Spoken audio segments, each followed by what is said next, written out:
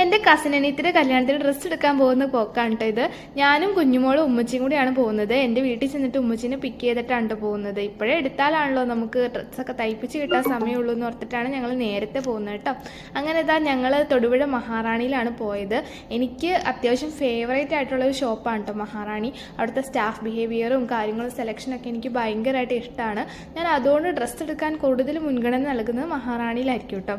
പിന്നെ അതാ നേരെ നമ്മൾ പാർട്ടി വെയർ കളക്ഷനിലേക്കാണ് പോയത്. വേറെ ഒന്നും നോക്കുന്നില്ല, പാർട്ടി വെയർ മാത്രമേ നോക്കുന്നുള്ളൂ. എന്നാലും ഞാൻ എല്ലായിടത്തും ഒന്ന് കണ്ണോടിക്കും. പിന്നെ എനിക്ക് കുറച്ച് ഡ്രസ്സൊക്കെ സെലക്ട് ചെയ്ത് അത് ഞാൻ ട്രയൽ ചെയ്യാൻ വേണ്ടിയിട്ട് പോകുന്നതാണ് കേട്ടോ.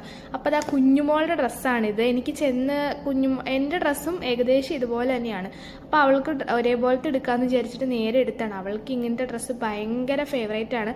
ഊരാനും അതുപോലെ ബില്ലെടുപ്പിക്കാനൊക്കെ ഞങ്ങൾ ഒരുപാട് കഷ്ടപ്പെട്ടു ഗൈസ്. ഇതാണ് കുട്ടികളുടെ കളക്ഷൻസ് കേട്ടോ. നല്ല കളക്ഷൻ ഉണ്ട് കുട്ടികൾക്ക്. ഇതിപ്പോൾ പാർട്ടി വെയറിൻ്റെ കളക്ഷൻസ് ആണ്. വെസ്റ്റേൺ വെയറും കാഷ്വൽ വെയറൊക്കെ കുറേ കളക്ഷൻസ് ഉണ്ട് കേട്ടോ. കുട്ടികൾക്കായാലും വലിയവർക്കായാലൊക്കെ.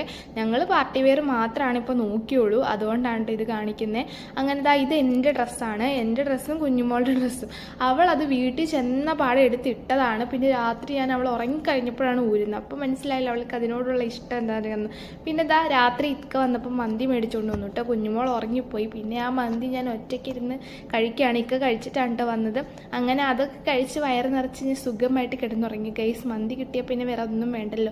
അപ്പോൾ ഇത്രയേ ഉള്ളൂ നമ്മുടെ ഇന്നത്തെ വ്ളോഗ്. അപ്പോൾ ഇഷ്ടപ്പെട്ടാൽ എല്ലാവരും ലൈക്ക് ചെയ്യുക, ഷെയർ ചെയ്യുക, സബ്സ്ക്രൈബ് ചെയ്യുക. അതുപോലെ തന്നെ എല്ലാവരും കമൻറ്റ് ചെയ്യണം കേട്ടോ.